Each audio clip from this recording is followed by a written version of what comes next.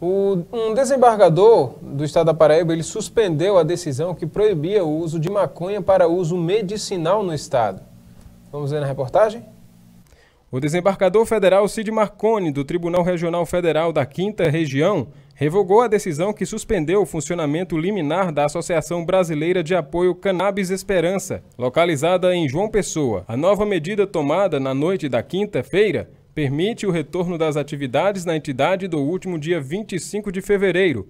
O desembargador determinou a suspensão da liminar que permitia que a Abrace cultivasse a planta para o uso medicinal.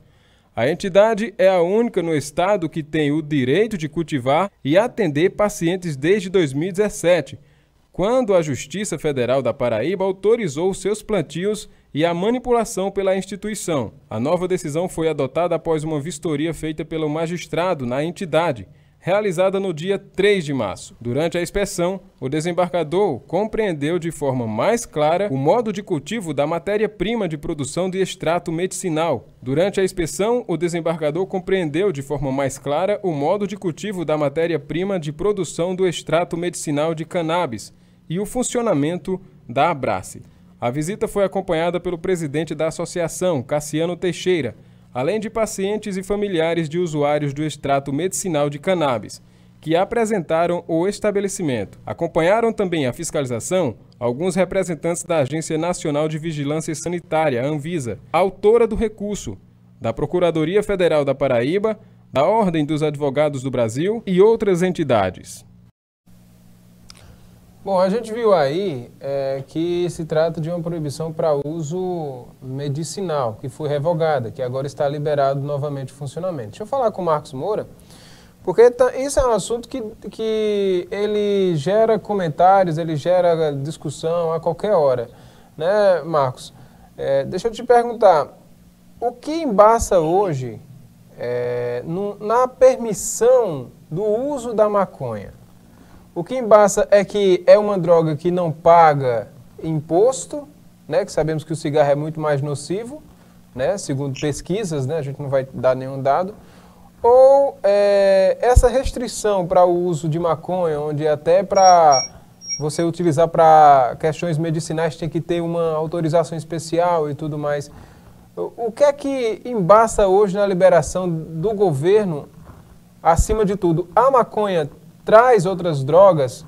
Eu gostaria de entender mais desse seu naipe de experiência, vivido de vida aí. Poderia passar acredito que você já deve ter vivido muitas informações sobre esse impasse, né, que vem de longe. Renato, é o seguinte, veja bem, eu vou me ater à matéria jurídica no caso, certo? Depois eu posso fazer outras observações, mas eu entendo assim, sabe?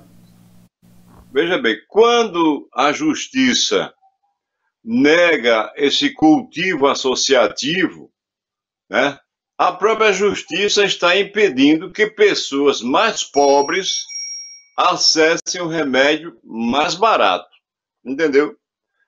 Porque o Brasil tem que desenvolver muito mais, tem que investir também muito o governo federal na pesquisa. E maconha faz parte de pesquisa para o bem, para a cura das pessoas. A planta, no caso, não é?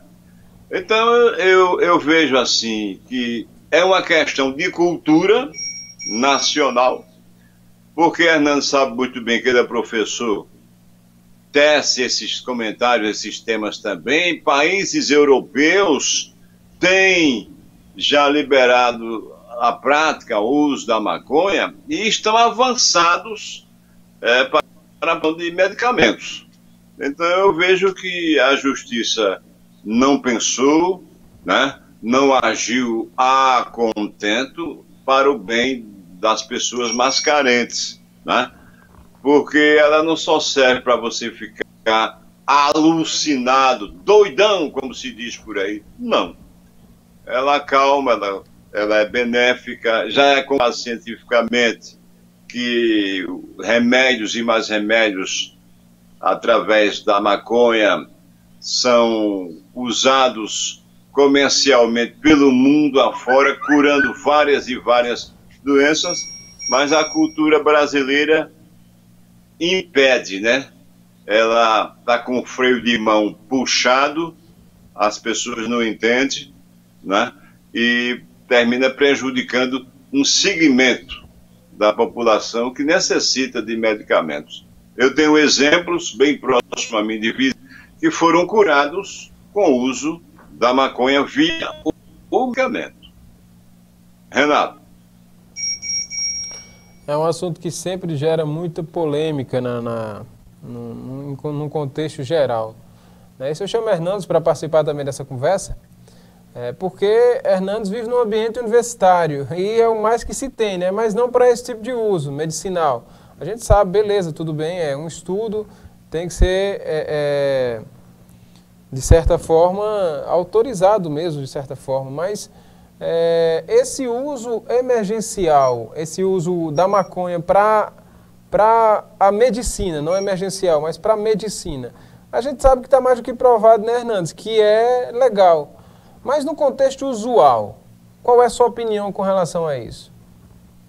Renato, pegando só esse eixo aí em torno da importância da ciência nesse processo que Marcos relatou, né?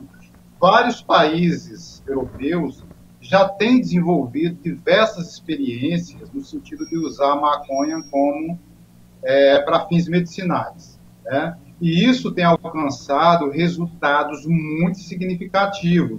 Inclusive aqui no Brasil, por exemplo, algumas famílias que têm crianças, né, que têm crise epilética, né, assim, de uma forma muito frequente, com o uso do canabiol, né, isso passou a diminuir de forma muito significativa essas crises.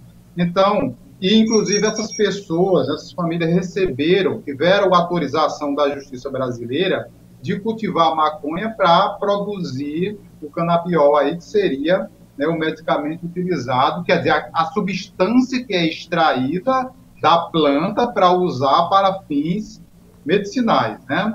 Então, isso aí é comprovado cientificamente que traz benefícios muito significativos, né? E eu penso, quando vem uma proibição nesse sentido, é uma relação muito desumana para famílias que têm crianças que dependem do uso do canabiol para ter uma vida menos dramática dentro de casa. Você imaginar que você tem uma criança de 3, 4, 5 anos que tem, por exemplo, né, 300 crises por dia, né? E com o uso da maconha para fins medicinais, isso diminuiu, vamos lá, em 90%, 80%. Então, isso é um resultado muito significativo. Mas outra questão que você trouxe também, Renato, é sobre a questão do uso da maconha, não necessariamente para fins medicinais. Nós já tivemos no Brasil e temos, por exemplo, diversos movimentos que defendem o uso da maconha. Por exemplo, o movimento Marcha para a Maconha, que várias cidades, durante um tempo, tinha esse movimento em defesa, né? Eu penso, Renato, que, claro, que toda forma de droga, ela tem, malefícios. Mas, por exemplo, né, quando eu comparo, por exemplo, essa relação, por que não se questiona tanto o uso do álcool? Qualquer criança de 10 anos compra um litro de cachaça e leva para casa pode beber com os amigos, né? Então, por que não se discute a questão do uso do álcool no Brasil? Tendo em vista que o álcool ele é muito mais danificador, muito mais destrutivo do que a maconha hoje no Brasil. Tem muito mais pessoas se destruindo através do álcool. Então, eu penso que a gente precisa refletir também sobre outras drogas que estão presentes no nosso dia a dia, né? Qualquer criança compra um litro de cachaça. Qualquer criança de 10, 12 anos chega num bar, pede uma cerveja, ou toma no bar, ou leva para casa, ou vai tomar com os amigos, né? Mas por quê? Por trás de tudo isso há um interesse econômico. As fabricantes de bebidas alcoólicas hoje no Brasil têm um faturamento muito alto, né? É claro que isso interessa também ao país, né?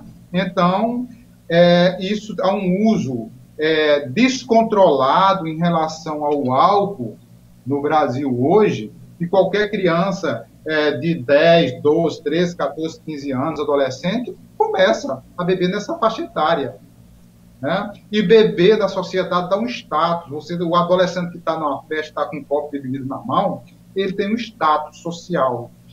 Né? Então, há muito a se discutir sobre essa questão daquilo que a gente chama de drogas ilícitas, aquelas que são proibidas, e as drogas lícitas, aquelas que não são proibidas e que têm seu uso livremente na sociedade. Eu penso que há muito a se discutir sobre todas essas questões hoje, né? Não só demonizar uma e não olhar para outras drogas que estão tão presentes no nosso dia a dia e ninguém questiona o seu uso. Renato. De certa forma é um assunto... Pode prosseguir, Marcos.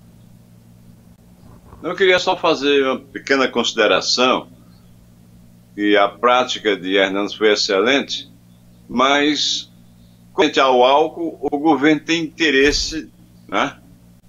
Porque o governo cobra imposto e o governo arrecada muito com a droga álcool, né? Que eles chamam de droga lícita, né? Concernente à maconha, maconha é igual a coentro. Em qualquer lugar nasce. Até nas janelas dos apartamentos, se você plantar, nasce. É igual ao coentro. Então fica difícil para o governo controlar, né? Fica muito difícil. Você pode nascer um pé de maconha dentro do seu apartamento, na sua sala, no seu quarto. O governo vai ficar super sem controle, né? Agora, deveria existir leis, como na Europa, assim como ocorre com o Hernandes, de que a maconha já é comercializada para diversos segmentos produtivos e comerciais, vamos dizer assim, naquele país, ou naqueles países, né? A cultura lá é outra, né? Existe um mau controle do governo. O governo lá já está ganhando dinheiro na comercialização da maconha. Como as coisas aqui são muito complicadas, né? O país que existe mais leis no mundo é o Brasil e não funciona, tá certo? Então, nós vamos ficar somente perseguindo os agricultores que plantam maconha lá em Cabrobó, tá certo? E também na Bahia, e fazendo com que eles paguem na justiça pelo plantio, né? São perseguidos.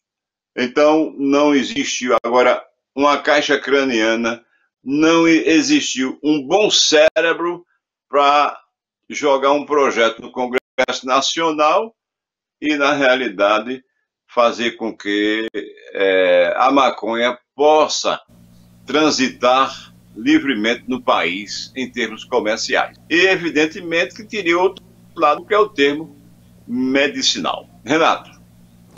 É interessante essa história aí, até porque eu não sei onde a maconha se enquadra, mas aqui no nosso estado, acho que no Brasil inteiro, o governo não pode cobrar imposto, ou não cobra imposto, em cima de hortaliças, né? Ou seja, verduras, é isenta de impostos aqui, tanto no estado da Paraíba, e eu acredito também que no Brasil. Será que a maconha se enquadraria como, por se tratar de alimento familiar, né? Ou seja, se for hortaliça, se for se encaixar nesse aí, também provavelmente não cobraria imposto.